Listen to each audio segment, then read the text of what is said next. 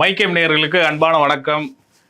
எலெக்ஷன்லாம் ஒரு வழியாக முடிஞ்சிடுச்சு. எலெக்ஷனை பற்றி இனிமேட்டு பேசுறதுக்கு எதுக்குள்ள நாளைக்கு தான் எக்ஸிட் போல் வருது. இந்த நிலையில் தாவேக தலைவர் விஜய் அவர்கள் வந்து திருச்செந்தூரில் போயிட்டு முருகனை சந்திச்சிருக்காரு. அதுக்கப்புறம் பல்வேறு வகையான இந்தியா நியூசிலாந்து இடையேயான ஒப்பந்தம் மற்றும் இந்தியா சவுத் கொரியா இடையேயான ஒப்பந்தம், இந்த மாதிரி பல விஷயங்கள் இருக்குது. இதை பற்றி டீட்டெயிலாக சார்கிட்ட கேட்டு தெளிவாக பேசலாம். சப்ஸ்கிரைப் பண்ணாதவங்க சப்ஸ்கிரைப் பண்ணுங்கள். ஹை பட்டன் கிளிக் பண்ணாதவங்க ஹை பட்டன் கிளிக் பண்ணிவிட்டு வீடியோ பாருங்கள். வீடியோவை ஸ்கிப் பண்ணாமல் லாஸ்ட் வரையும் பாருங்கள். வாங்க வீடியோக்குள்ளே போகலாம். வணக்கம் சார். வணக்கம். அதுக்கு முன்னாடி நிறைய நேயர்கள் ஃபோன் மூலிமா காண்டாக்ட் பண்ணுறாங்க. வாழ்த்துக்கள், ரொம்ப வாழ்த்துக்களை சொல்கிறாங்க. இதில் நம்முடைய ப்ரெடிக்ஷனு, பேசுகிற விதம், மரியாதை கொடுத்து பேசுகிறது, இந்த மாதிரி விஷயங்கள் எல்லாமே ரொம்ப சரியாக இருக்குது சார். மற்றவர்கள் மாதிரி ஆய்வுன்னு கத்தாமல் கோவப்படாமல் தெளிவாக என்ன இருந்தா சொல்கிறீங்க. ரொம்ப விஷயங்கள், புதுசு விஷயங்கள்லாம் சொல்கிறீங்க, ரொம்ப நன்றி அப்படின்னு பேசுகிறாங்க. பலரும் வெளிநாடுகள்லேருந்தெல்லாம் எனக்கு தெரிஞ்சு இதுவரையிலும் ஒரு 6-7 பேர் என்கிட்ட பேசிட்டாங்க. என்கிட்டே ஒரு 2 பேர் பேசினாங்க சார். அப்படியா? ஆமாம். உங்கள் நம்பர் எப்படி கிடச்சி பேசினா? நம்பரில் சார், இந்த ஒரு ரீசெண்டாக ஒரு ஈவெண்ட்டுக்கு போயிருந்தேன், ஃபினான்ஸ் ஈவெண்ட்டுக்கு. ஓ சரி. அதில் வந்து ஒருத்தர் வந்து தானாகவே வந்து பேசினார். இந்த மாதிரி நீங்கள் முத்தலீஃப் சார் கூட தானே பேசுகிறீங்க, அவங்க வீடியோஸ் பார்க்குறேன், நல்லா இருக்குது அப்படின்னாரு. அதுக்கப்புறம் நேத்தியுமே எங்கள் வீட்டு பக்கத்தில் ஒரு கன்ஸ்ட்ரக்ஷன் ஒர்க் போயிட்டுருக்கு. அங்கேருந்து ஒரு இன்ஜினியர் ஒருத்தர் வந்து சொன்னார், வீடியோஸ் நல்லா இருக்குது பார்க்குறேன். என்கிட்ட கேட்குறாரு, சார் உங்களோட கருத்து கணிப்பு உங்களுக்கு தெரியுமா சொல்லுங்க அப்படின்றாரு. வீடியோஸில் சொல்லியிருக்கிறதா அப்படின்னு சொல்லிட்டு சொன்னேன். அதனால் அனைத்து வாசகர்களுக்குமே நம்ம வந்து நன்றி தெரிவிக்கணும். பலரும் சொல்கிறது நாங்கள் உங்களுக்கு எதாவது செய்யணும் அப்படின்ற அந்த அன்பை வெளிப்படுத்துகிறாங்க. சிலர் வந்து நாங்கள் உங்களுக்கு தகவல் கொடுக்குறோம், எங்கள் பேர் போடாமல் பண்ணுங்க. ஒரு வெளிநாட்டு நேயர், இந்த மாதிரி பலரும் வந்து இது பண்ணுறாங்க. நல்ல தகவலாக இருந்தால், உபயோகமான தகவலாக இருந்தால் அதை பகிரணும் என்றால் நம்ம வந்து எல்லாருக்குமே எல்லாருக்கும் ஒன்று சேரணுன்னா நம்ம வேலையாக தானே அதை பண்ணணும். வெறுமனே தனிநபர் தாக்குதல், ஒரு கோபப்பட்டு திட்டுறது, அவதூறு பண்ணுறது, இது மாதிரி இல்லாமல் என்ன விஷயமோ அதில் விமர்சனம் வைக்கிறது. முடிந்தவரை நம்ம சட்டையர் பண்ணுறோம், கிண்டல் அடிக்கிறோம், அது எல்லாருமே ரசிப்பாங்க. இப்போ கலைஞர் மட்டும் இல்லைன்னா, இந்த கேமராவே இல்லைன்னு சொல்கிறது, அவர்கள் சொல்கிறதையே நம்ம இன்னும் கொஞ்சம் கிண்டல் பண்ணி சொல்கிறோம், அவ்வளோதான். மற்றபடி கலைஞர் மேலே நமக்கு எந்த வித ஏதாவது அவதூறு இருக்கா இதில்? இல்லை. அவங்க தான் அந்த வடிவேலில் கூப்பிட்டு வந்து சாணி அடிக்க வைக்கிற மாதிரி, என் தலைவன் நடையப்பார் உடையப்பார் அப்படின்னு கூப்பிட்டு வந்து, பாவம் அந்த மனுஷன் நேற்று கூட சொன்னான்ல, அவர் பாட்டில் அங்கே இருக்கார், அவரை இழுத்துட்டு வந்து அடி வாங்க விட்றாங்க. இந்த வேலை தான் அவங்க பண்ணுறாங்க. அதனால் வாசகர்களுக்கு ரொம்ப நன்றி. உங்களுடைய கருத்துக்கள், உங்களுடைய அந்த வாழ்த்துக்கள், வெளியில் பார்க்குறவங்க சொல்கிற வாழ்த்துக்கள், இதெல்லாம் தான் நம்மளை வந்து இன்னும் கொஞ்சம் உற்சாகமாக ஈடுபட வைக்குது. கொஞ்சம் தேடல் அதிகரிக்குது. இவங்களுக்கு ஏதாவது தேடி நம்ம கொடுக்கணும், அந்த மாதிரி பண்ணணும். அதில் தான் இப்போ நியூசிலாண்டு மற்ற விஷயங்கள் எல்லாமே இன்னொரு இதுலேயும் பேசியிருக்குது. நம்ம இதுலேயும் வந்து அந்த இதை பண்ணுவோம். கூடிய விரைவில் நம்ம வாசல் நான் சொல்கிறது மைக்கேம் என்டர்டெயின்மெண்ட்டு சேனல் கொண்டு வர போகிறோம். அதில் வந்து சினிமா அப்படின்றத தாண்டி பழைய சினிமாவுக்கு பின்னாடி இருக்கிற அந்த ட்ரேடு, இந்த மாதிரி விஷயங்கள். என்டர்டெயின்மெண்ட்னா சினிமா மட்டும்தானா அப்படின்னு இல்லாமல் பங்குச்சந்தை பற்றி பேசுகிறது, அது இல்லாமல் உளவியல் சார்ந்த விஷயங்களை உளவியல் நிபுணர், கிட்டத்தட்ட 20-25 ஆண்டுகளாக இந்த துறையில் இருக்கக்கூடிய ஒரு மூத்த நிபுணர் இளையராஜா. கரெக்டாக மக்களுக்கு வந்து தேவையான விஷயம் சார் அது. ஆமாம், கண்டிப்பாக ஒவ்வொருத்தர் வாழ்க்கையிலையும் நடக்கக்கூடிய விஷயங்கள் அதெல்லாம். அந்த இதை வந்து என்டர்டெயின்மெண்ட் சேனலையும் இதே மாதிரி பார்க்கணும் அப்படின்றதான் என்னுடைய இது. அதில் கூடுதலாக சொல்கிறது என்னென்னா, உங்களுடைய கேள்விகளையும் அது நீங்கள் அதை சொன்னீங்கன்னா, அந்த உளவியல் நிபுணர், பங்கு சந்தை நிபுணர், இந்த சினிமா சார்ந்த விஷயங்கள் எதுனாலும் நம்ம வந்து அதையும் கொண்டு போகலாம். இது இல்லாமல் க்ரைமுக்காக தனியாக ஒரு சேனல் கொண்டு வர போகிறோம். க்ரைம்னா மாமனார் கொலை, மருமகன் வெறி செயல், மாமியாரை குத்தி கொன்ற மருமகன், அதெல்லாம் கிடையாது. அது க்ரைமே கிடையாது. க்ரைம்னா ஏகப்பட்ட விஷயங்கள் இருக்குது. அதெல்லாம் வந்து கொடுக்கலான்னு ஒரு ஐடியா இருக்குது. RAW இந்தியாவுக்கு வெளியே அவங்க பண்ண சாகசங்கள், நம்முடைய IB எப்படி, மற்ற விஷயங்கள், நம்முடைய ஏஜென்சிகள் என்னென்ன இருக்குது, DRDOனா என்ன, அந்த மாதிரி பல விஷயங்கள். இது எல்லாமே அந்த க்ரைம் இதில் கொண்டு வரலாம். இல்லாட்டி என்டர்டெயின்மெண்ட்டில் கூட கொண்டு வரலாம். மக்களுக்கு தேவையான தகவல்களை, போர் குறித்த தகவல்கள், இந்த மாதிரி விஷயங்கள்லாம் கூட கொடுக்கலாம் அப்படின்ற ஒரு எண்ணம் இருக்குது. அதற்கு நீங்கள் ஆதரவு கொடுக்கணும். அந்த ஆதரவு தான் எங்களை மேலும் ஸ்பீடப் பண்ணும் இந்த விஷயத்தில், தேடி தேடி கொடுக்கறதுக்கு உதவும். இந்த வகையில் நிகழ்ச்சிக்கு போகலாம். முதல் கேள்வி சார், முதல் கேள்வி சத்ரு யாகமா? சத்ரு யாகம் தான். முருகன் அருளால. அதில் செந்திலாண்டவர் கோயில் தானே அது? ஆமாம். ஏன் எல்லாம் சுப்பிரமணிய கோயில்னு போடுறாங்க அப்படின்னு ஒருத்தர் கேட்டிருக்காரு சமூக வலைதளத்தில். அது என்னப்பா, திருச்செந்தூர் செந்திலாண்டவர், மருதமலை சுப்பிரமணிய சாமி கோயில்னா என்ன கணக்கு இது? அந்தந்த கோயிலில் இருக்கிற பள்ளிக்கொண்ட முருகனுக்கு வேற வேற பேர் இருக்குல்ல. ஆமாம். அப்புறம் என்னடா அப்படி போடுறீங்கன்னு கேட்டிருக்கேன்ல. அதை போடுறவங்க இதுக்கே கொண்டு போகிறாங்க, அந்த மீடியாக்களில் போடுறவங்களுக்கு. செந்திலாண்டவர் கோயில் தான் அது. செந்திலாண்டவர் கோயில். விஜய் அவர்கள் வந்து திருச்செந்தூர் பயணம் பண்ணி, செந்தில் சொன்னால் கரெக்டாக இருக்கும். ஆமாம். பயணம் பண்ணி கோயிலில் தரிசனம் பண்ணிட்டுலாம் வந்திருக்காங்க. எலெக்ஷன் முடிஞ்சு அதுக்கப்புறம் இன்னைக்கு திருச்செந்தூர் போயிருக்கு. நாளைக்கு கூட ஷீரடி போகிறதா சொல்லியிருக்காங்க. கேரளா கூட மாந்திரிகம் பண்ண போகிறாராம், சூனியம் வைக்கிறதுக்கு. என்னங்க சத்ரு யாகம் பண்ணால் சூனியம் வைக்கிறது ரெண்டும் ஒன்று தானே? ஜின்னு ஏவ போகிறாங்களாம். நான் கூட சொன்னேன், எப்பா மாற்றி மாற்றி ஏவிக்க போகிறீங்க, ஜான் மேலே புசியும், புசி மேலே ஜானும் ஏவி விட்டு. ஆதவ் அர்ஜுனா கேட்டதுக்கு 3க்கு போகிறாரு, திமுக தான் ராக்கெட் செஞ்சு அனுப்புது அப்படின்றாரு. 3க்கே போகிறாரு. அதுக்கே திமுக நாங்கள் நாசா போனால் அவங்க ஏற்பாடு பண்ணி அனுப்பிவிட போகிறாங்க. அது 2 லட்ச ரூபா $3 லட்சம் இதை வாங்குறாங்கல்ல. இவர் ஹெலிகாப்டர் யாரை பயமா தெரியுமா? ஹெலிகாப்டர் ஃபோபியாவும் விஜய்க்கு. ஏன்? நேற்றுக்கு பேசியிருந்தேன் அந்த இதில் தாவேக்கா இதில் ஒருத்தர், அவர் சொன்னால் ப்ரைவேட் ஜெட்லலாம் போகிறாரு. அதுவே ஒரு மாதிரி தான் போகிறான். ஹெலிகாப்டர் ஃபோபியா இருக்குது. ஹெலிகாப்டர் வேற இல்லைங்க, உங்களுக்கு ஒரு மாதிரி இதாகும், ஷேக் ஆகும். இது ஷேக் இல்லை, அது ஒரு நீங்கள் ஃப்ளைட்லனா ஏறி உக்காந்துக்கலாம். நீங்கள் வெளியே பார்க்கணுன்னு அவசியம் இல்லை. இது நீங்கள் பார்க்காத கண்ணை மூணு தான் உண்டு, மற்றபடி வெளியே பார்த்தா ஆகணும். அந்த மாதிரி தான் இருக்கும். சில இந்த இதெல்லாம் இருக்குது. அதை அந்த மாதிரி ஹெலிகாப்டர்லையும் இறங்கலாம், பயணிகள் ஹெலிகாப்டர் அதெல்லாம் இது பண்ணலாம். இவருக்கு அந்த விஷயம் இருக்குது. அதனால தான் இவர் வந்து தமிழ்நாடு ஃபுல்லாக ஹெலிகாப்டர் இது பண்ணலை அப்படின்னாரு. உண்மையாக போயோ தெரில, விஜய் தான் அதுக்கு சொல்லணும். அதனால் ஹெலிகாப்டர் ஃபோபியா இருந்துச்சுன்னா நம்ம என்ன பண்ண முடியும்? அதனால் 3க்கு இது ஹெலிகாப்டர் ஃபோபியா எப்படி 3க்கு போவார்? இன்னொன்று மே 4 அன்றைக்கி கூட ஆஸ்திரேலியா பயணம் போகிறதா ஒரு தகவல் இருக்குது. அதுக்கு தான் ஆதவர்ஜன் எப்படி சொன்னார். அதுக்கு முன்னாடி எல்லா ஆண்டவனையும் பார்த்து கரெக்ட் பண்ணுறாங்க போல். எப்படி நான் கேட்குறேன், இந்த ஆண்டவர்கள் எல்லோரும் தேர்தல் முடிவை மக்களுடைய மாற்றிடுவாங்களோ, இதுக்கு மேலே அப்படியே அழிச்சு பூசா அப்படின்னு மாற்றிடுவாங்களா? திடீர்னு கோயிலுக்கு போகிறது கூட அந்நியார் பல வருஷமாக போயின்னுக்கிறாங்களே, அப்போ அவங்களுக்கும் ஒரு வேல்யூ இருக்கும்ல, கடவுள் பார்ப்பார்ல. அதே சார் கரெக்டாக எலெக்ஷன் ரிசல்ட்டுக்காக தான் போகிறாங்கன்னு நீங்கள் நினைக்கிறீங்க. ஏதோ பார்க்கணும், கோயிலுக்கு போகணும் அப்படி கூட எடுத்துக்கலாம். முன்னாடி போயிருக்கணும்ல, 2.5 வருஷம் 3 வருஷம் அந்த டைமில் எப்போ டைம் போயிருக்கலாமேன்ற. ரிசல்ட் முடிஞ்சோடனே எல்லாரும் போகிறாங்களே. அவங்க அந்த கருமாரியம்மன் கோயில், சக்தி வாய்ந்த கோயில் கொடைக்கானல் அப்படின்ட்டு அவங்க போய் அது சில இதெல்லாம் சொல்லியிருக்காங்க. அவங்க ஆனால் ரெகுலராக போகிறது தானே சார். அது மட்டும் அதை தான் சொல்ல வரேன். இப்போ கடவுள் பார்ப்பார்ல, சொல்லியா அப்படின்வாரு. கூட இருக்கிறவர்கிட்ட அசிஸ்டன்ட் இருப்பாங்களா கடவுளுக்கு, சொல்லு தட்டாஸ் தட்டில் யார் இது வெயிட்டு தலைவர், அவர் ஆள் யூரோப் கடவுள் ஆள் அவர். நம்ம ஃப்ரெண்டு ஜீசஸ் ஆள் அவர். ஆமாம், சரி இங்கே எதுக்கு வந்துக்கிறாரு? சரி நம்ம இதில் அப்படியே கொஞ்சம் இது பண்ணிட்டா வரலான்னு, நீங்கள் ஏதாவது உதவி பண்ணிங்கன்னு. சரி நான் உதவி பண்ணேன்னா ஏதாவது நல்லதாக கேட்கணும். என்னை வச்சு சத்ரு யாகம் பண்ணுறாரு, அது எப்படி சரியாக இருக்கும் அப்படின்னு கேட்பாரா இல்லையா? அவங்க நம்மால் தலைவரை, அவங்க வீட்டுக்காரெல்லாம் ஒரு புள்ளெல்லாம் கூட கிழிக்கணும்னு சொன்னால் கூட இவங்க ஒத்துக்க மாட்டாங்க. எப்பவுமே நம்மளுக்கு எல்லா கோயிலுக்கும் போவாங்க தலைவர், நீங்கள் ஒரு கோயில் விட மாட்டாங்க. இந்த 5 வருஷத்தில் அவங்க வந்து அவ்வளோ ட்ராவல் பண்ணிக்கிறாங்க. அவ்வளோ பெரிய ட்ராவலா? ரைட்டு. அப்புறம் வேறு யார் இருக்கிறா? அந்த ஒருத்தர் இந்த பழனிசாமின்னு, அவரு ரொம்ப மோசம் தலைவர். எல்லாம் முடிச்சுட்டு வந்து சேலத்தில் வீட்டில் உட்காந்துக்கிறாப்புல. சரி பார்ப்போம். ஆனால் அவருக்கு எதுவும் பிரச்சனை இல்லை தலைவர். தேர்தல் பிரச்சாரத்தப்பே கோயிலுக்கு போனாரு சார் ஒருத்தர். யார் அவரு? யாரு சொல்லுங்களேன். அவங்கள்ட்ட கேட்குறேன். ரொம்ப பேர் போய்க்கிறாங்க, நான் யாருன்னு சொல்லுவேன்.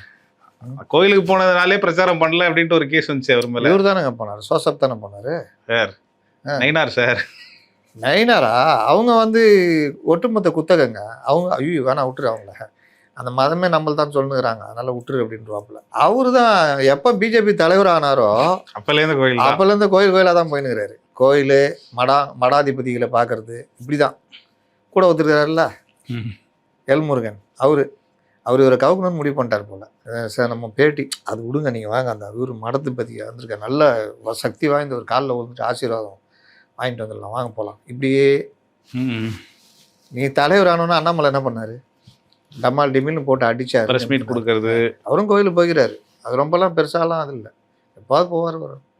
அடி இடிப்பா அது அதானே உங்கள் வேலை என்னங்க? நான் ஒரு காலேஜ் நடத்துகிறேன், உங்களை ஒரு ப்ரொஃபஸராக ஹெச்ஓடியாக போடுறேன். சரியில்லைங்க, இதுக்கு முன்னாடி இந்த ஹெச்ஓடி கொஞ்சம் பார்த்துக்குங்கன்றேன்.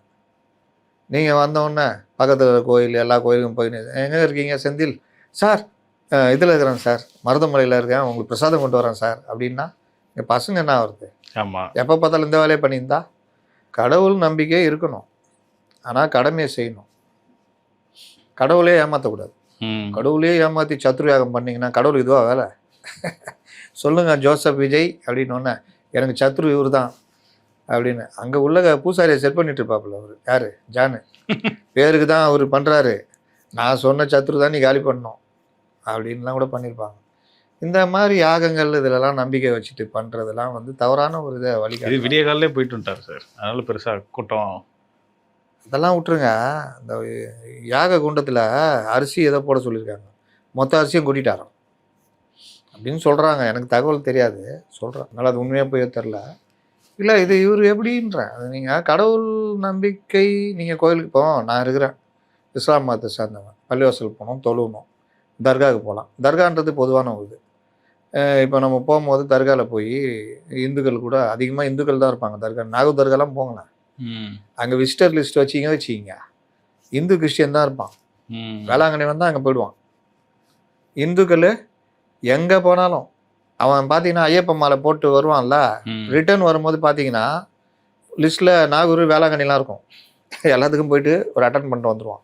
எம்மதமும் சம்மதம் இந்துக்கள். அதனால தாங்க இந்தியா ஒற்றுமையாக இருக்குது.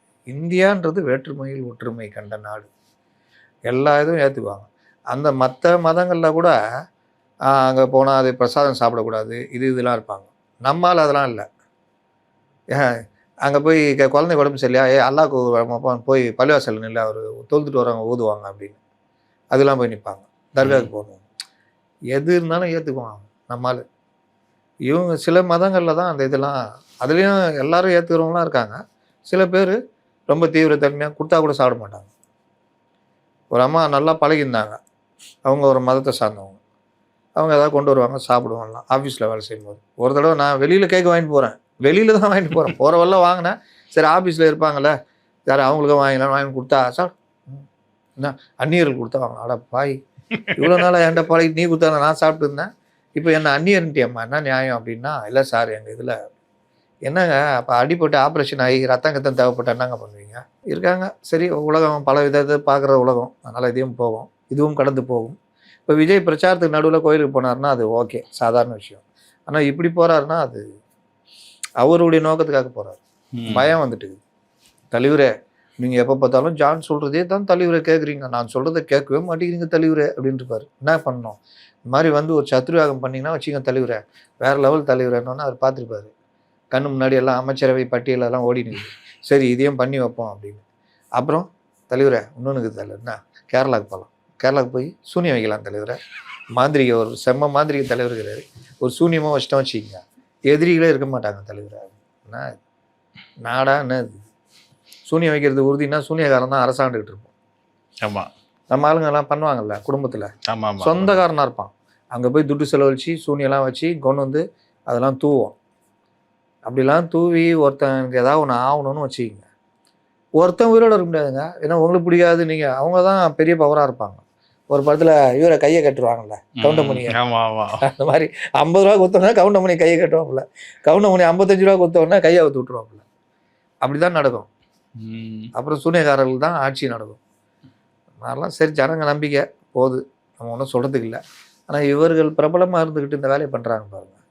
இவங்க கோயிலுக்கு போகிறதும், இவர் இதுக்கு போகிறதும், இவர் சர்ச்சுக்கு போய் அதான் பண்ணியிருந்தாருனா கூட நான் ஏற்றுக்குவேன். சரி, நம்பிக்கையுடைய உச்சத்தில் போயிட்டாருங்க. இது சம்மந்தமே இல்லையே. அப்போ நாளைக்கு ஏதாவது ஒரு இதில் தர்காவில் போய் உட்காந்துட்டு ஏதாவது பண்ணுவீங்களா? சரி ரைட், மக்கள் புரிஞ்சிக்கணுன்றதாக சொல்கிறோம்.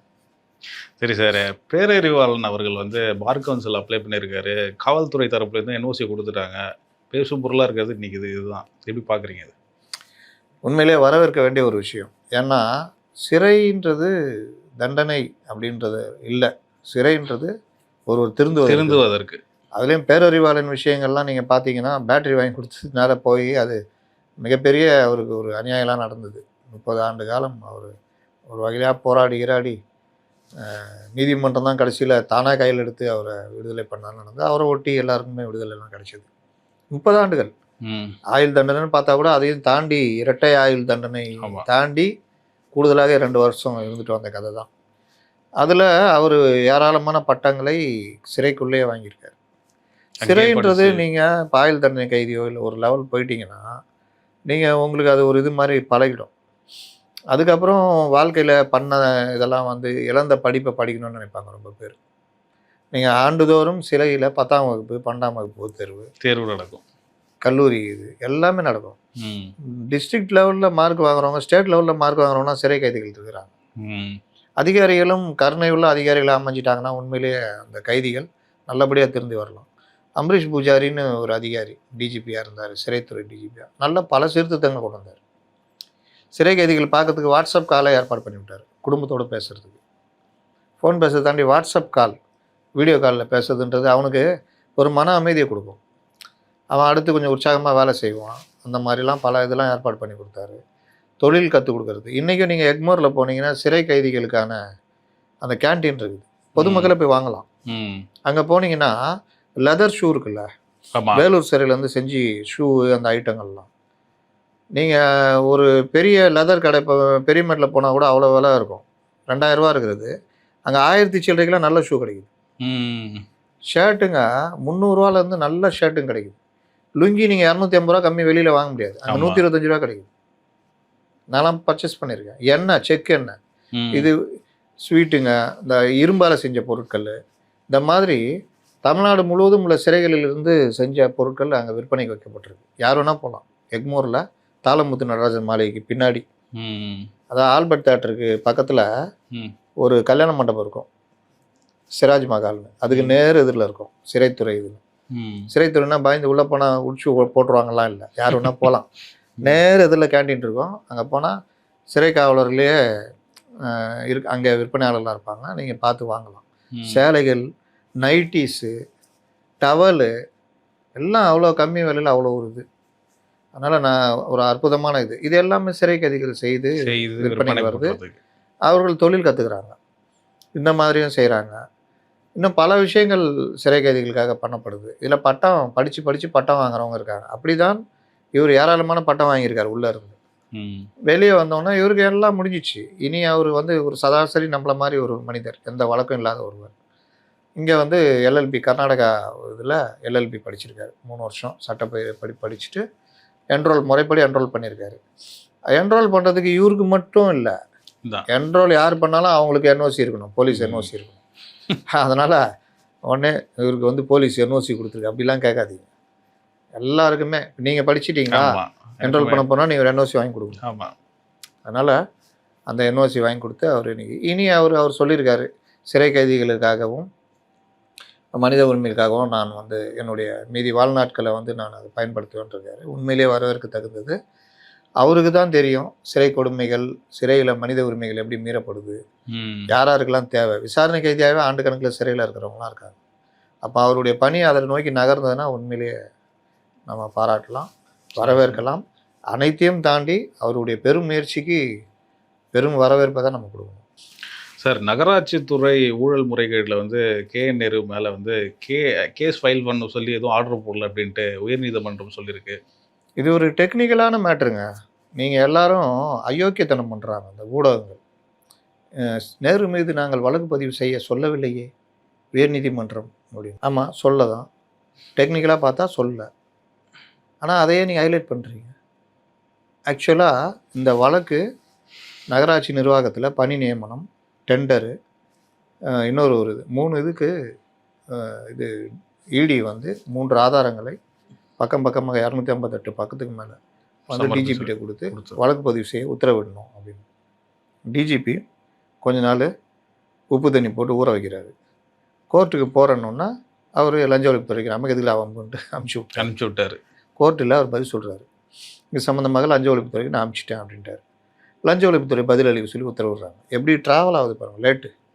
லஞ்ச ஒழிப்புத்துறை வந்து இது சம்பந்தமாக நாங்கள் விரிவான விசாரணை நடத்த வேண்டியிருப்பதால் அவர் வந்து சமுதாயத்தில் பெரிய இதுன்றதுனால நாங்கள் இது பண்ண வேண்டியிருக்கு, ஆராய்ந்து கொண்டிருக்கிறோம்.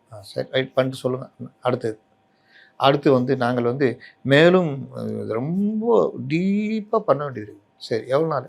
90 நாள் நாங்கள் சாதாரணமாக பண்ணுவோம். எடுத்துப்போம். 180 நாள் சொன்னாங்க, 6 மாதம் பண்ணுவோம்னா ஜட்ஜுங்களுக்கு கோபம் வந்துச்சு.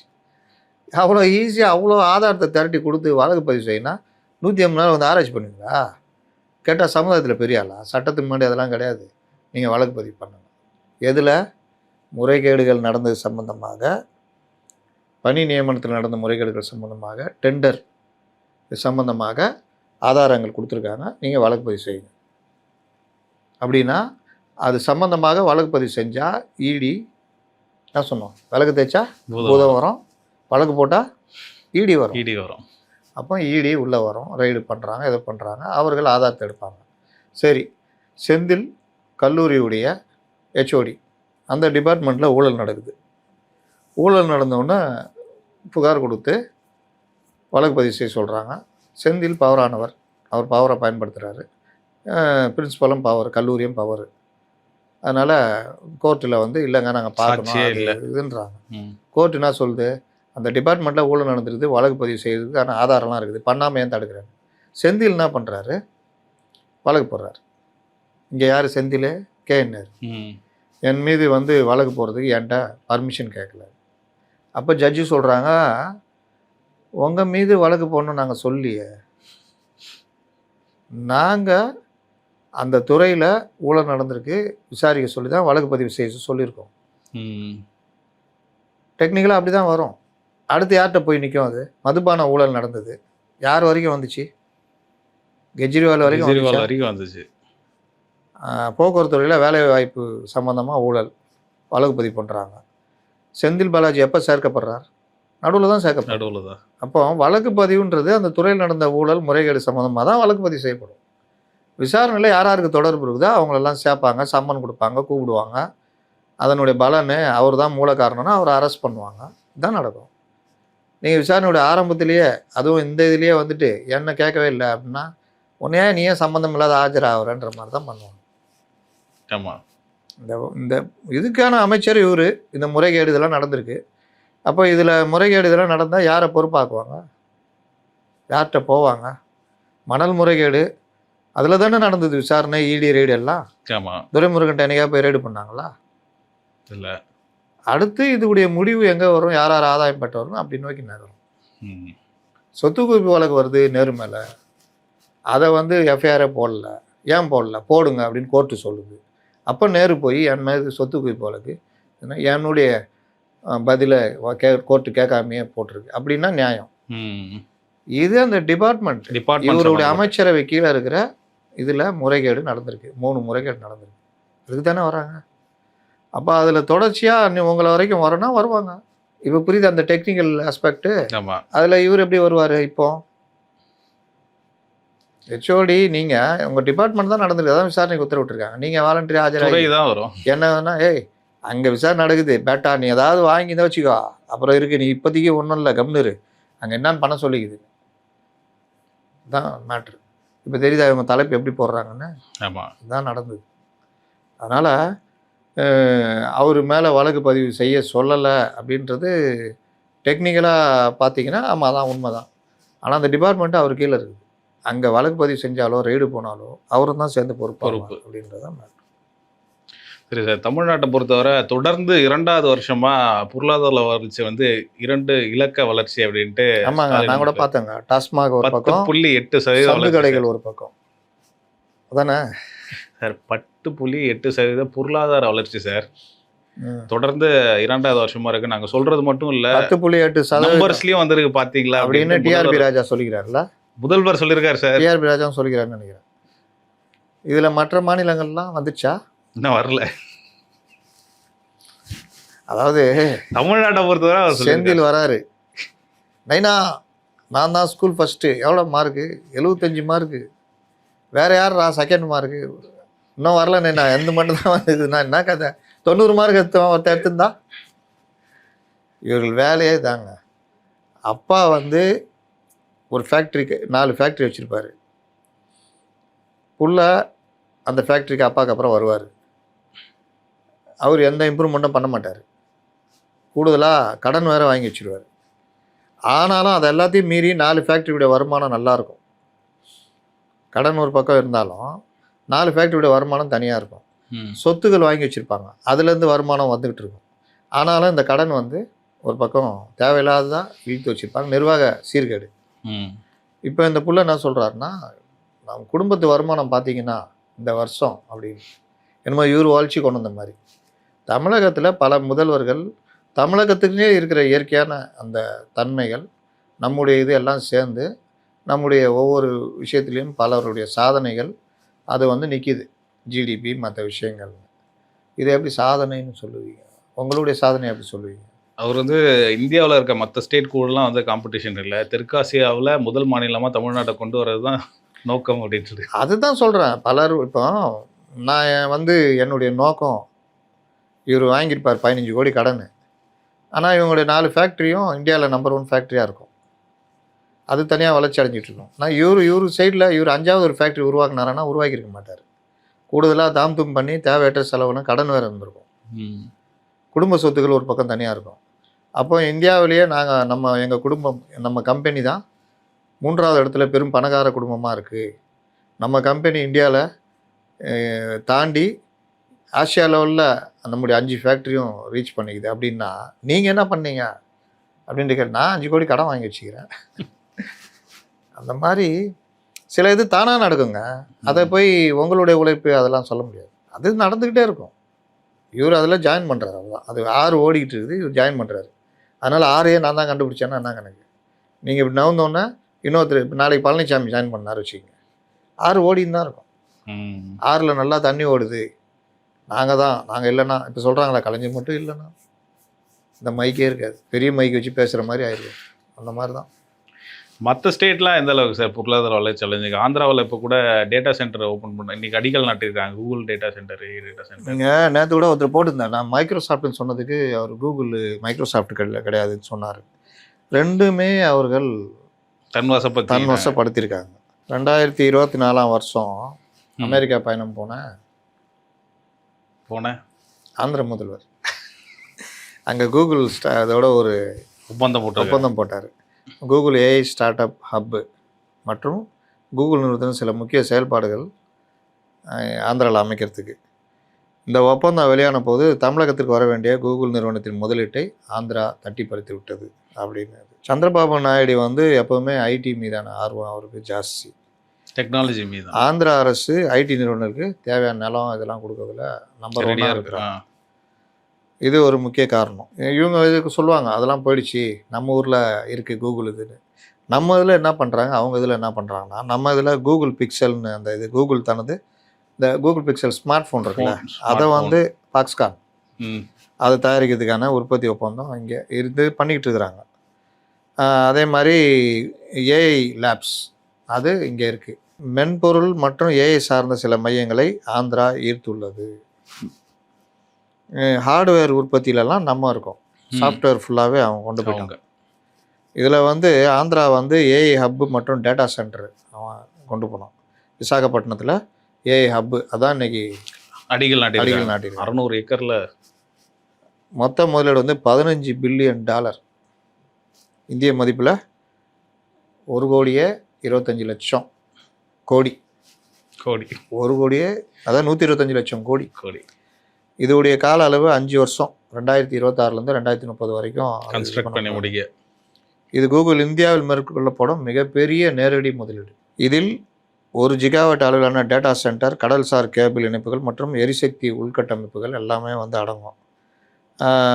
இந்த பிக்சல் ஃபோன் வந்து நம்ம ஊரில் வந்து இருக்குன்றது வந்து பல 1000 கோடி ரூபா மதிப்பு தான். அவன் எங்கேயோ போயிட்டான். ஆந்திராவுக்கு கிடச்சிது வந்து ஒரு மிகப்பெரிய இன்ஃப்ராஸ்ட்ரக்சர், கூகுளுடைய இன்ஃப்ராஸ்ட்ரக்சர்.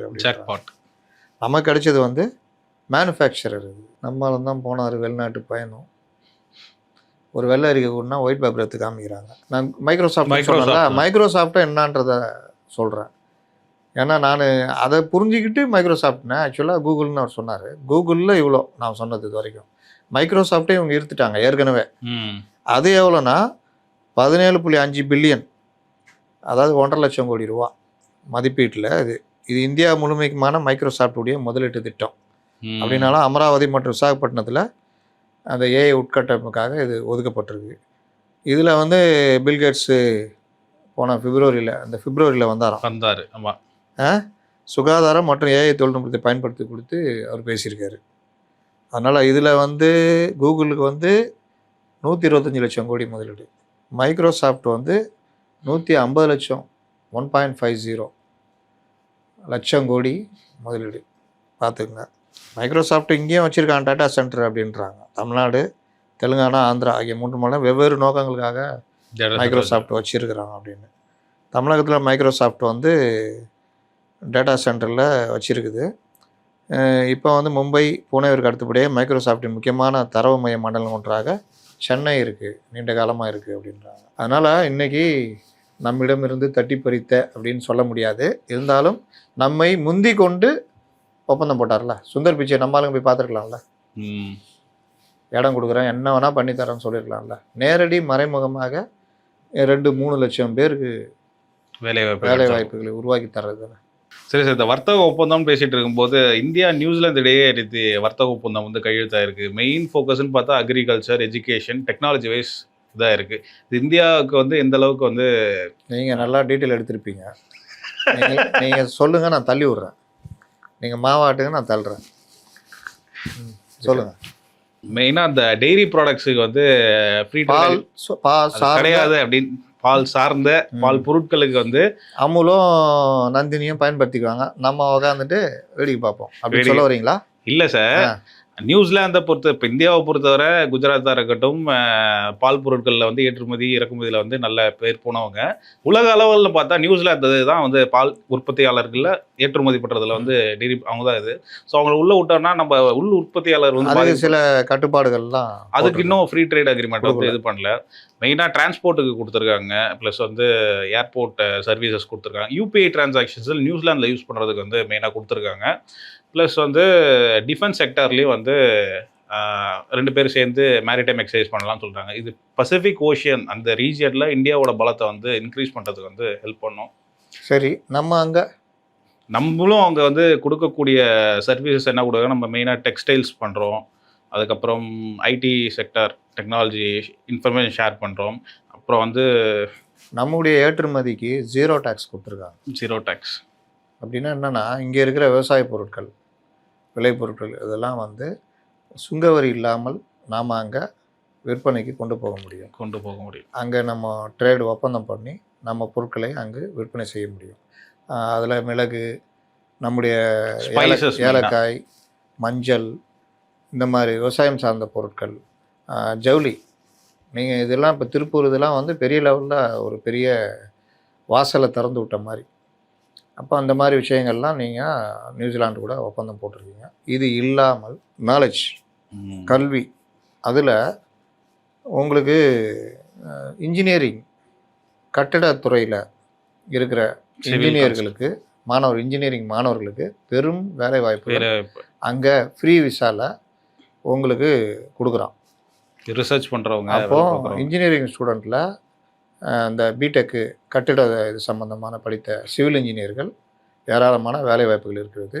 சிவில் இன்ஜினியரிங் சார்ந்த டிப்ளமோ பண்ணியிருக்கிற இந்த இன்ஃப்ராஸ்ட்ரக்சர் இருக்குல்ல, இந்த டிசைனு மற்ற விஷயங்கள் அவங்களுக்கு அதாவது ஒரு கன்ஸ்ட்ரக்ஷனுக்குரிய இந்த துறையில் இருக்கிறவங்களுக்கான பெரிய வாய்ப்புகள் இருக்கிறது. மருத்துவம் சார்ந்த, இங்கே செவிலியரில் உட்காந்து போராடினுக்கிறாங்க ரோட்டில், இந்த மாதிரி இதெல்லாம் வந்து உங்களுக்கு மருத்துவம் சார்ந்த செவிலியர்கள், ஃபிசியோதெரபிஸ்ட், யோகா இது பண்ணுவாங்க. இந்த மாதிரி பல துறைகளில் இருக்கிறவங்களுக்கு வந்து உங்களுக்கு அங்கே ஃப்ரீ விசாவில் 3 ஆண்டுகள் நீங்கள் இது பண்ணலாம். அப்புறம் உங்களுக்கு அங்கேயே செட்டில் ஆகிறதுக்கான இதுவும் உங்களுக்கு பண்ணுறான். அந்த வேலை வாய்ப்புகள் என்ன அப்படின்றத கூட நம்ம முடிந்தால் நாளை எப்படி விண்ணப்பிப்பது, என்ன மாதிரி இதுக்கெல்லாம் வாய்ப்பு இருக்குன்றத கூட நம்ம சொல்லலாம். இப்போ இது ஒன்று. இது இல்லாமல் வேறு சில ஒப்பந்தங்களும் ஓப்பனாக கையெழுத்தாகிருக்குது. இது போன்று ஏற்கனவே நம்ம ஃபின்லாந்துலேயும் அந்த மாதிரி நடந்திருக்குது ஒப்பந்தங்கள். இன்னும் பல நாடுகளில் வந்து உங்களுக்கு அந்தந்த துறை சார்ந்த இது, இப்போ நம்ம கூட ஒரு ஸ்டார்ட் அப் இது கூட பேசியிருப்போம். அதே மாதிரி செமிகண்டக்டர்லையும் ஒப்பந்தம் கையெழுத்து. ஏஐ ஏன்னா அக்ரிகல்ச்சர்னு பார்க்கும்போது கோல்டு செயின் டெக்னாலஜின்னு ஒரு கான்செப்ட் வந்து நியூசிலாந்துலேருந்து நம்ம கொடுக்குறதா சொல்லியிருக்காங்க. அது வந்துட்டு விவசாயிகள் வந்து பயனடைவாங்க. அவங்களுடைய விளைபொருட்களை வந்து ரொம்ப நாள் வச்சுக்கிறதுக்கு அது ரொம்ப பயனுள்ளதாக இருக்கும். அது ஒரு விஷயம். இது இந்த இதில் டெல்டாவில் இந்த கொள்முதல் மையங்கள் அது மாதிரியா? அந்த அது மாதிரி தானே? கோல்டு ஸ்டோர், ஆமாம், கோல்ட் ஸ்டோரேஜ் யூனிட் அது மாதிரி தானே? அந்த மாதிரி தான் நான் கேட்குறேன். அப்போ இதெல்லாம் கொண்டு வந்தவங்களாம் முதல்ல எதிர்த்தாங்க. இன்றைக்கி பாருங்கள் இந்த அளவுக்கு இருக்குது. யாரும் வந்து பேசலை இதை பற்றி. இன்னும் சில விஷயங்கள், சில முன்னேற்றங்கள், வீடு, கார், லோன் வாங்கியவர்களுக்கான சந்தோஷமான செய்திகள், இந்த மாதிரி விஷயங்கள்லாம் நாளை கொஞ்சம் விரிவாக கூட பேசுவோம். விவசாய விளைபொருட்களை பாதுகாக்கின்ற டெக்னாலஜியை நம்ம கொடுக்க போகிறாங்க. அதான் மெயினாக அந்த கோல்ட் செயின் டெக்னாலஜி எல்லாமே அதில் தான் வரும். இதன் மூலயமா நீங்கள் நியூசிலாண்டுன்றது நம்மளோட மிக நெருங்கி வருகிறது அப்படின்னு பார்க்கலாம். இன்னொன்று மெயினாக வந்து 2050 வந்து நியூசிலாந்தை பொறுத்தவரை பொல்யூஷன் ஃப்ரீ கண்ட்ரியாக வந்து மாறுறதுக்கு ஒப்பந்தம் போட்டிருக்காங்க. இந்தியாவை பொறுத்தவரை 2070 வந்து பொல்யூஷன் ஃப்ரீ கண்ட்ரியாக மாறுறதுக்கும் இந்த ஒப்பந்தம் வந்து அதில் டெல்லி இருக்கா? இந்தியானா டெல்லி தான் இருக்கும் சார். இல்லைண்ணா, அவங்க தனியாக இருக்குது. அவங்க என்னென்னவோ பண்ணி பார்க்குறாங்க. நம்மளாம் போனால் கண்டமாயிடுவோம். டெல்லியில் இருக்கிறவன் இங்கே வந்தாலும் ஒன்றுமே தெரியாது அவனுக்கு. என்ன அவ்வளோ ஃப்ரீயாகுது, ஊட்டியில் இருக்கிற மாதிரி இருக்குதுன்னு. அந்த அளவுக்கு பொல்யூஷன் பிரச்சனை. அது பஞ்சாப்ல இந்த கொரோனா வந்துச்சுல்ல, நான்லாம் ரொம்ப பயந்தேன். அந்த குடிசை பகுதி மக்கள் ஃபஸ்ட்டு கொரோனா பாதித்தது கோயம்பேடு தொழிலாளிகள் ஒரு 175 பேர் பாதிக்கப்பட்டாங்க. அவங்கெல்லாம் எங்கன்னா கண்ணகி நகரில் குடியிருக்காங்க. நான் ரொம்ப பயந்துட்டேன், பெரிய ஹப்பாக மாறிடுமோ அது அப்படின்னு. கண்ணகி நகர்லாம் அப்புறம் பார்த்தா பெரிய பாதிப்பே இல்லை. அதே மாதிரி மேற்கு மாநிலங்கள், வடகிழக்கு மாநிலங்கள்லாம் கொரோனா பாதிப்பு ரொம்ப பெரிய அளவில் இல்லை. என்னடா இது, பணக்காரன்லாம் பார்த்தா பயங்கரமாகணும்னா எல்லாம் கொரோனாவில் பாதிக்கப்பட்டு கிடக்குறாங்க. நடிகர்லாம் பார்த்தீங்களா, டம்மு தட்டுலாம் தட்டினாங்களே, தட்ட கொரோனா உள்ளே வந்துக்கிட்டே இருந்தது. என்னடா இவங்க ரோட்டில் இருக்கிறாங்க, இவங்கெல்லாம் ஒன்றும் வரல. ஆப்பிரிக்கன் கண்ட்ரிஸும் பெருசாக பாதிக்கலை. அப்புறம் பார்த்தா மலேரியா, டெங்குலாம் கொசு கடிச்சு அவன் உடம்புக்குள்ளே இம்யூனிட்டி ஃபார்ம் ஆகிட்டுக்குது, இந்த வைரஸுக்கு எதிரான இம்யூனிட்டி. கொரோனா அவனை பாதிக்கல ரொம்ப. அந்த மாதிரி தான் இந்த இதெல்லாம். பொல்யூஷன்னா டெல்லிக்காரன் வந்தானா ஒன்றுமே இருக்காது, அவனுக்கு எங்கே போனாலும் நல்லா இருப்பான். அந்த அளவுக்கு அங்கே பொல்யூஷன் இருக்குது. அவங்கள என்னென்னமோ பண்ணி பார்க்குறாங்க. ஆட் நம்பர்ஸில் ஒரு கார் விடுறது, ஈவன் நம்பர்ஸில் கார். ஆமாம், எல்லாத்தையும் பண்ணிட்டு சம்பவம்லாம் பண்ணிட்டு இப்போ வந்துட்டு எல்லாமே பண்ணி பார்த்தா எல்லாம் பிள்ளைய நல்லா வளர்த்துறது. அதுக்கப்புறம் விஜய்க்கு ஓட்டு போடுப்பா அப்படின்னு புள்ள சண்டை போடுதுன்னு சொல்கிறது. நேற்று ஒருத்தர் கோர்ட்டுக்கு போனார் தெரியுமா, என் புள்ள என்னை மிரட்டிச்சு விஜய் ஓட்டு போடுன்னு சொல்லி. எனக்கு மன உளைச்சல் ஆயிடுச்சு. உன் புள்ள உன்னை குடிக்க வேணான்னு சொன்னால் குடிக்காமல் இருப்பியா? போவல. பொண்டாடி குடிக்க வேணான்னு சொன்னால் குடிக்காமல் இருப்பியா? அதுக்கு மட்டும் இந்த சுயநலத்துக்கு பேர் இருக்குது தெரியுமா. ஐயோ நான் எனக்காக ஒன்றும் பண்ணல, நீ இது பண்ணுவேன்னு சொல்லிட்டு தான் நான் வந்து அப்படி இப்படின்வாங்க. ஆரம் பார்த்தா இருக்க வரலாம். பொண்ணு அதே குழந்தை சொல்லுது, நைனா உன்னால தான் வீட்டில் பாதி மாதம் கடன் ஆகுது, நீ குடிக்காமல் இரு அப்படின்னா குடிக்காமல் இருப்பாரா? அதனால் இது வந்து குழந்தைகளை அரசியல் படுத்தணும், முதல்ல யூரப்படுத்தணும். அப்போ தானே குழந்தை. நீ தானே கூட்டு போய் எல்லாம் கூட்டு வந்து பாருமா விஜய் பாருமா தீ காமிச்சேன்னா அது விஜய் தான் போட சொல்லணும்.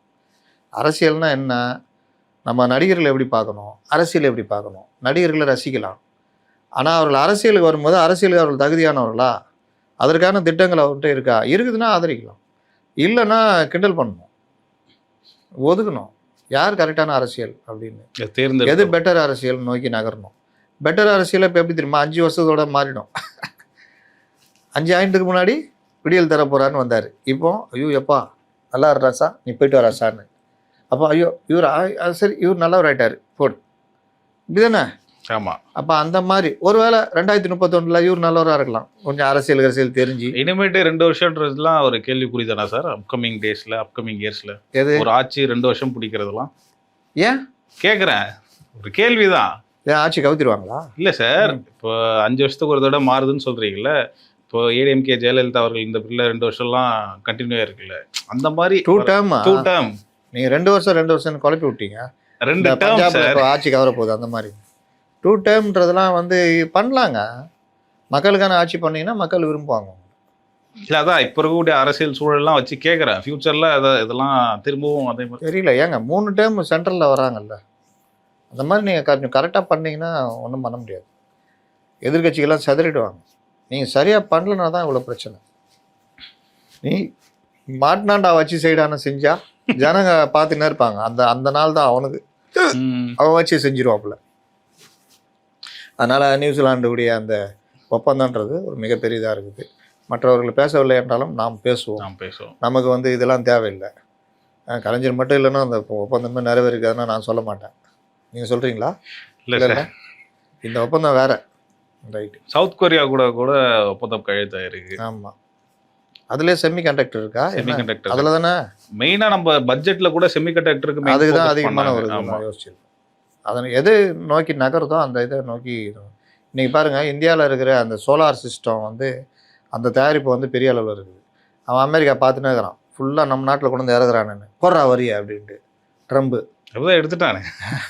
எடுத்துட்டாங்களா? ஐயோ, நான் பழைய செய்தி ஆகிட்டேன்னா. ட்ரம்பை நம்பி எதுவுமே பேச முடியலங்க. நேற்று ஒரு இது பண்ணிக்கிறார் பார்த்தீங்களா? சீனாவில் இருக்கிற ஒரு கம்பெனிக்கு, கப்பல் கம்பெனிக்கு பெரிய அளவில் வரி போட்டுக்கிறாராம். நம்ம ஏன்னா மகன்கிட்ட சொல்லியிருப்பான், மகனே ஷேர் பயங்கரமாக இருக்குது, 2000 ரூபா போதியா ஒரு பங்கு. அப்படியா அண்ணா? ஆமாம்.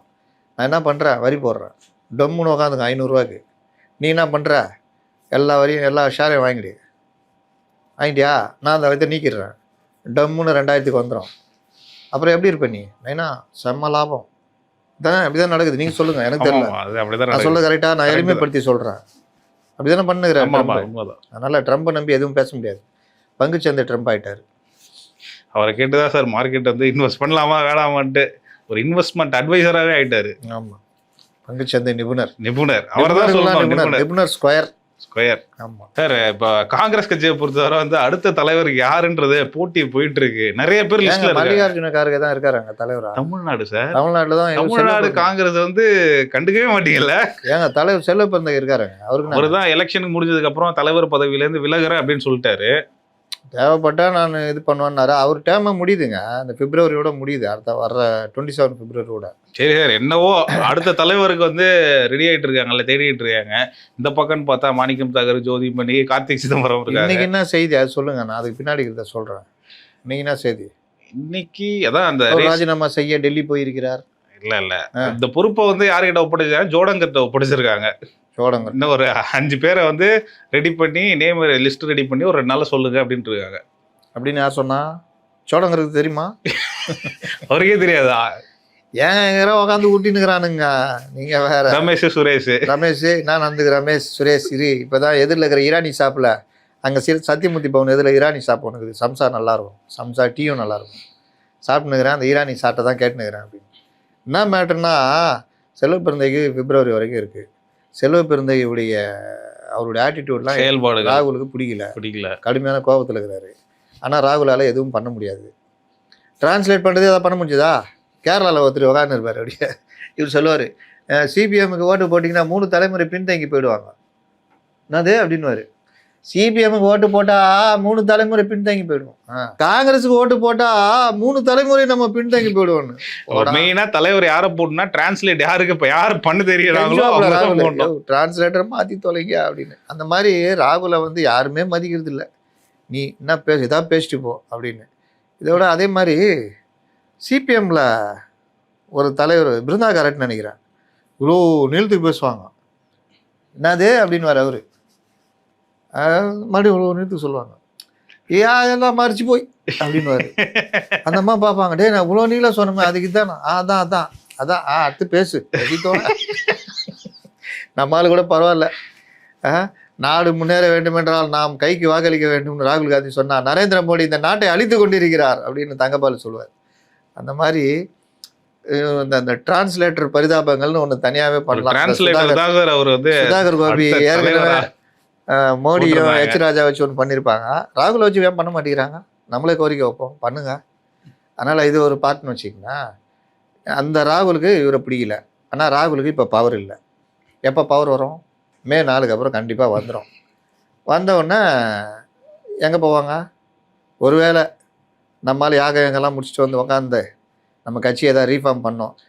எனக்கு தெரியுமா, அந்த யாகம் நடத்தினோட எஃபெக்ட் தான் வந்து இந்த ஜனநாயகம் படம் பார்த்தவரை பிடிச்சாங்கல்ல இப்போ. ஆமாம், அதோட எஃபெக்ட் தான் நினைக்கிறேன். நீ என்ன நினைக்கிறீங்க? ஏங்க அவரை பிடிச்ச 5 நாளாவது யாகம் இப்போ தான் நடத்தினார், இன்னைக்கு தான் நடத்தினார் சார். இந்த லாக்கர் ஸ்ட்ராங் ரூமில் பிடிச்சாங்களே சார். ஏங்க அவன் பாவம் ஏங்க ஸ்ட்ராங் ரூமில் உட்காந்துட்டு சிசிடிவி பார்த்துக்கினே இருக்கணும். எவ்வளோ நேரம் பார்ப்பீங்க? அதுக்குன்னு இந்த படத்தை பார்க்குறதா சார்? இந்த படம் பார்த்தா தான் எப்படிலாம் பிடிக்கலாம், எந்தெந்த வகையில். இது பீஸ்ட்லாம் பார்த்தீங்க வச்சுக்கிங்க, நீங்கள் எப்படிலாம் சிறப்பாக இயங்க முடியும். அது தப்பு தானே சார், அது ரிலீஸ் ஆகாமல் பார்க்கறது. நம்ம கூட பேசியிருந்தோம். ஆமாம், அது தப்பு தான். அது ஏன் இப்போ லிங்க் ரிலீஸ் பண்ணீங்க? அதான் பிரச்சனை. இவனுக்கு வேலையே சிசிடிவி பார்க்குறது. இவன் பார்க்குறத யாரை பார்த்துட்டு இருக்கிறான்? கூட கண்ணா போட்டு கொடுத்துருப்பான், கைதாயிட்டாப்புல. அது தப்பு. அது படம் பார்க்கக்கூடாது. நம்மளே என்ன சொன்னோம், பார்க்க மாதிரி வந்தால் கூட பார்க்கக்கூடாது, தப்பு. அதனால் அது இப்போ என்னென்னா, விஜய் ஒரு ஸ்ட்ராங்காக பார்ட்டியை ரீஃபார்ம் பண்ணணும்னு நினச்சாருன்னா, ராகுல் கை ஓங்கியிருக்கும். நம்ம சேரலாம் அப்படின்னு முடிவு பண்ணாங்கன்னா, விஜயும் காங்கிரஸும் சேர்ந்தார்கள் என்றால் இந்த உள்ளாட்சி தேர்தலில் ரிசல்ட் காமிக்கலாம். ஏன்னா விஜய் ஒரு 20% மேலே வாங்கிட்டார் ஓட்டு, பல இடங்களில் கதற விட்டுருக்காரு அப்படின்னா, காங்கிரஸ் கை கோத்துச்சுன்னா 26, 28 இவர்கள் சேர்ந்ததுனால அங்கே கீழே இறங்கினால தட்டு டிஎம்கே. அப்போது இவர்கள் தான் அடுத்த பெரிய இதுன்னு வரும்போது அதனால ஒரு 30% ஒரு உற்சாகத்தோடு போனாங்கன்னா உள்ளாட்சி தேர்தலில் பெரிய இடங்களில் பிடிக்கலாம். அப்போ செல்வ பெருந்தகையெல்லாம் நல்ல டிரான்ஸ்லேஷன் பயிற்சி எடுத்துகிட்டு வாங்கன்னு அனுப்பிச்சி விட்ருவாங்க. வாங்க இங்கே வேறு நாங்கிறேன் பத்திரிகைலாம் எழுதுவோம். மாணிக் தாகூரா, ஜோதியா மணியா, ரெண்டும் ஒன்று தான்டா. கடைசியில் பார்த்தா ப்ரெடிக்ஷன் யார் சார்? பிரவீன் சக்கரவர்த்தி. இல்லையே சார். அப்படிதான் காங்கிரஸ் லிஸ்ட்ல இருக்கிறதுலாம் கணக்கு இல்லை. விஜய் கூட யார் பேசுவாங்க? தாவேகால சேர்ந்து மற்றவங்களாம் யாரும் பேச மாட்டாங்க. தாவேகால சேர்ந்துடணும். அங்கே ஸ்லீப்பர் செல். மாணிக்கம் தாகூரே பேசக்கூடிய ஆள் தானே. மாணிக் தாகூர் கடாமுடான்னு பேசுவார்ல, சாஃப்டா பேசக்கூடிய. ஆமா, புஷிகிட்லாம் கடாமுடான்னு பேசினீங்கன்னா அவள் தான். புஷிகிட்லாம் மாணிக்கம் தாகூர் அந்த சோம்பு பிடிக்காரன் பேண்ட் போட்டு வருவாரா? பிரவீன் சக்கரவர்த்தி அதே மாதிரியே வருவார்ல. எப்படிங்கிறாரு? இன்னொன்று பிரவீன் சக்கரவர்த்தி 2 வார்த்தை ஹிந்தியில் கியா அரே ஹமாரா அப்படின்ட்டாருன்னா போதும் புஷி. அப்படி தலைவரே அப்படியே சொல்லிட்டாரா? நீங்க போய் பாருங்க, தலைவரே அனுப்பிச்சு விட்ருவாப்ல. இவர் பாருங்க, சீனியர்ஸ்லாம் இருக்காங்களே, அவங்களாம் யார் சீனியர்? திருநாவுக்கரசர், எல்லாத்துக்கும் அந்த துறைமுகத்தில் ஒரு கப்பல் இருக்குது, ஏற்றி ஈரானுக்கு அனுப்பிச்சிருந்தா தங்கபால ஆர்மோஸ்ல போய் பாதுகாக்கிற வேலைலாம் பண்ணுங்க, நம்ம போக வேண்டியதான். நீங்க அப்படியே சுற்றினே இருக்க வேண்டியதான். காங்கிரஸ்ல இல்லாத தலைவரா? எல்லாருக்கும் பெருந்தலைவர் ஒத்துக்கிறாரு சிதம்பரம்லாம் கொலகாண்டில் இருக்கிறாப்புல ராகுல் பேட்டா வச்சுக்கிறேன் அப்படின்னு. அதனால பிரவீன் சக்கரவர்த்தி தான் அடுத்த தலைவர். பிரவீன் சக்கரவர்த்தி லீடு போட்டுக்கலாமா? நல்லா இருக்குல்ல? போட்டுருங்க, ட்வீட் போட்டுருங்க. லாஸ்ட் வரைக்கும் பார்க்குறவங்க உண்மையிலே சப்ஸ்கிரைப் பண்ணுங்க. இதில் அந்த சப்ஸ்கிரைப் பண்ணாமல் பார்க்குறவங்க பர்சன்டேஜ் அதிகமாக இருக்குது. சப்ஸ்கிரைப் பண்ணிங்கன்னா உங்களுக்கு அந்த வீடியோ நேரடியாக உடனே போட்ட உடனே வரும். அதனால் அதுவும் பண்ணுங்கள், ஹைப் பண்ணுங்கள். ரொம்ப பேர் ஹைப் பண்ணுறத விட்டுடுறாங்க. சிலர் ஹைப் பண்ணிட்டு நான் ஹைப்பு லைக்கு எல்லாம் பண்ணிட்டேன் அப்படின்னு முதல்ல பதிவு பண்ணிடுறாங்க. அதனால் நல்ல ஒரு விஷயம். லைவ் நம்ம ஏற்கனவே பேசியிருக்கோம், கேள்வி பதில். அது நான் ஒரு செட்டப்போட கூடிய விரைவில் அதை கொண்டு வருவோம். இப்போ அந்த வாட்ஸ்அப் ஓப்பன் ஆகிடுச்சு. நீங்கள் உங்கள் மெசேஜை அந்த வாட்ஸ்அப்பில் போடலாம். கீழே காமிக்கிற அந்த நம்பர் வருதுல்ல, நம்ம இதில் அட்வர்டைஸ்மெண்ட் நம்பர், அதில் வாட்ஸ்அப் இருக்குது. நீங்கள் உங்கள் வாட்ஸ்அப்பில் நீங்கள் உங்களுடைய தகவல்கள் மற்ற விஷயங்கள்லாம் போடலாம். நேற்று எடுத்தோடனே ஒருத்தர் பேசிட்டார், அதில் வாய்ஸ் மெசேஜ் பெருசாக பேசி போட்டிருந்தார். அவருக்கும் நன்றி. எந்த அளவுக்கு நீங்கள் பார்ட்டிசிபேட் பண்ணுறீங்களோ, எந்த அளவுக்கு கேள்விகள் கேட்குறீங்களோ, எந்த அளவுக்கு இதில் உங்களுடைய பங்களிப்பு இருக்கணும்னு நினைக்கிறீங்களோ பண்ணுங்கள். அதற்கான தளமாக நாம் உருவாக்கி தருவோம். இப்போ அந்த வாட்ஸ்அப் வந்ததுனால நீங்கள் உங்களுடைய வீடியோவையே கேள்வியாக பேசி போடுங்க. ஒரு செல்லை வச்சு ஒரு கேள்வியை வீடியோவாக பேசி போடுங்க. அதை உங்களை அப்படியே போட்டு பதில் என்னவோ அதை இப்போ செந்தில் பதிலாக நீங்கள் இருப்பீங்க, நான் பதில் சொல்லுவேன். அந்த மாதிரி நல்ல கேள்வியில் இருக்கணும். பர்சனல் கேள்வியெலாம் இருந்துகிட்டுலாம் இருக்கக்கூடாது. நல்ல கேள்வியாக கேளுங்க.